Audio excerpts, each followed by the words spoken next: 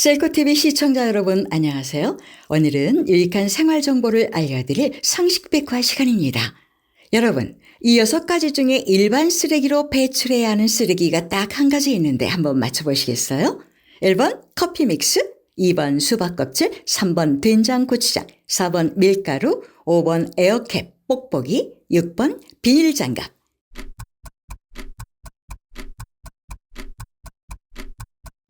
정답은 3번 된장고추장입니다. 혹시 맞추셨나요?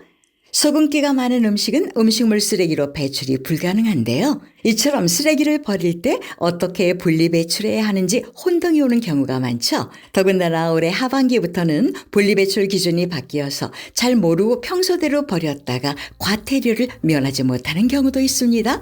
자, 그럼 오늘은 헷갈리는 분리배출 구별법에 대해 알아보겠습니다.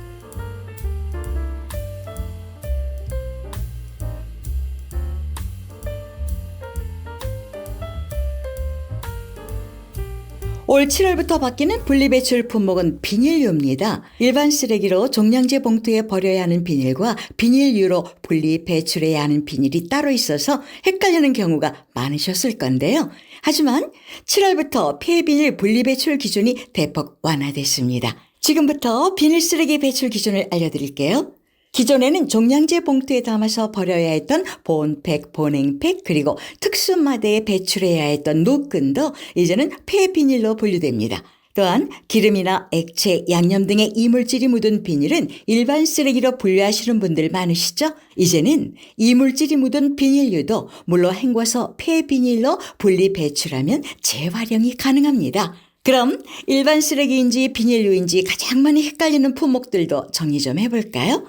라면 봉지나 과자 봉지, 커피 봉지 같은 음식 포장 비닐, 일반 쓰레기를 보관하던 비닐이나 유색 비닐봉투, 택배 포장지처럼 스티커가 붙어있는 비닐봉투, 특히 헷갈리기 쉬운 라면 건더기 봉지, 삼각김밥 비닐이나 약봉지, 비닐장갑, 페트병 라벨 같은 작은 비닐류, 마지막으로 뽁뽁이도 비닐류로 분리 배출하셔야 합니다. 다만 마트에서 식재료나 음식을 샀을 때 포장되어 있는 식품 포장용 랩은 종량제 봉투에 넣어 일반 쓰레기로 분류해야 하는 거 잊지 마세요. 비닐은 분리 배출하면 연료로 쓰이거나 열분의 과정을 거쳐 재활용할 수 있으니 꼭 분리 배출해야 합니다.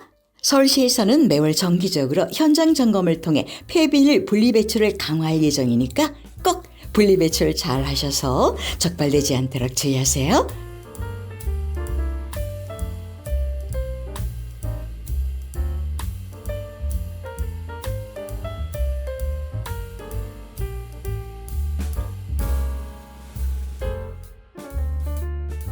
비닐류 외에도 자주 헷갈리는 항목이 음식물 쓰레기 배출 규정입니다. 이 중에서 음식물 쓰레기로 배출할 수 있는 쓰레기는 몇 가지일까요? 1번 고춧가루, 2번 파인애플 껍질, 3번 바나나 껍질, 4번 김치, 5번 생선 내장, 6번 닭뼈.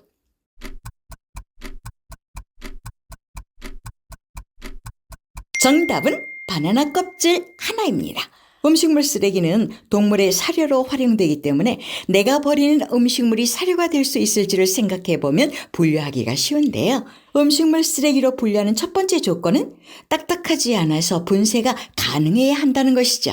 그래서 달걀이나 오리알 등의 알껍데기, 대게의 킹크랩 등 갑각류 껍질, 동물의 뼈, 조개, 꼬막 등의 어패류 껍질, 밤, 호두 등의 단단한 껍질 등은 음식물 쓰레기가 아닌 일반 쓰레기로 분류해야 합니다. 두 번째 조건은 향이나 맛이 강하지 않아야 합니다. 처음에 된장고추장은 일반 쓰레기로 버려야 한다는 거 기억하시나요? 너무 소금기가 많거나 고춧가루처럼 맛이 강한 음식물도 일반 쓰레기로 배출해야 합니다. 음식물 쓰레기인지 일반 쓰레기인지 가장 많이 헷갈리는 쓰레기가 몇 가지 있는데요. 첫 번째, 수박 껍질이죠. 과일의 껍질과 꼭지는 음식물 쓰레기로, 과일의 씨앗이나 파인애플처럼 딱딱한 껍질은 일반 쓰레기로 분류하는데요. 수박 껍질은 잘게 썰어 음식물 쓰레기로 분류하셔야 합니다. 두 번째, 생선 내장입니다. 포화지방산이 많은 음식물은 사료로 사용할 수 없기 때문에 생선 내장이나 비계처럼 포화지방산이 많은 음식물은 꼭 일반 쓰레기로 분류하셔야 합니다. 세 번째, 김치입니다. 김치는 소금기와 양념이 많아 일반 쓰레기로 배출해야 합니다. 다만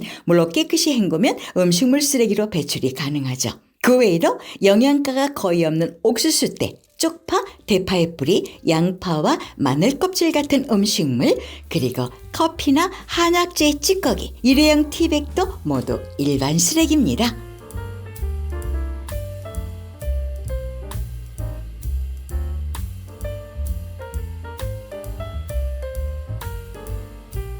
마지막으로 분리배출 시 주의해야 할 4가지를 알려드릴게요. 첫 번째, 서로 다른 재질이 섞여있는 쓰레기입니다. 대표적인 예로 칫솔을 들 수 있는데요. 칫솔은 손잡이 부분은 플라스틱으로, 칫솔모 부분은 나일론 소재로 만들어져 재활용이 불가능하죠. 이렇게 서로 다른 재질이 섞여있는 쓰레기는 일반 쓰레기로 분류해야 합니다. 다만 스케치북이나 스프링 노트 같이 부속품을 제거할 수 있는 경우에는 분리배출이 가능합니다. 두 번째, 코팅이 된 종이 쓰레기입니다. 종이팩과 종이컵은 액체에 젖지 않게 하기 위해 양면에 폴리에틸렌이 코팅돼 있어 일반 종이류와 재활용 공정이 다르기 때문에 내용물을 깨끗이 씻어 말린 뒤 납작하게 접어 일반 종이와는 따로 분리 배출해야 합니다. 그리고 영수증이나 비닐 코팅이 된 전단지는 재활용이 되지 않기 때문에 일반 쓰레기로 분류해야 합니다. 세 번째, 깨진 유리입니다. 깨진 유리는 신문지에 잘 싸서 종량제 봉투에 버려야 합니다.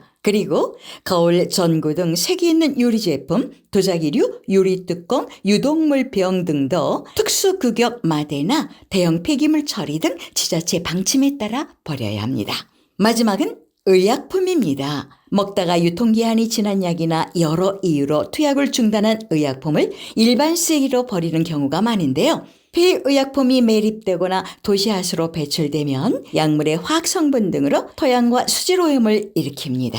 의약품은 가까운 약국이나 보건소에 있는 폐의약품 전용 수거함에 버려주세요. 분리배출 너무 복잡하고 어렵죠? 재활용품 구분이 어려울 때는 간편한 휴대폰 어플리케이션을 사용하는 것도 좋은 방법이겠습니다. 심지어 따로 분리배출 없이 집 앞에 쓰레기를 두면 수거해가는 서비스도 있으니까 직접 분리배출하기 어려운 분들은 쓰레기 수거 서비스를 이용해보세요.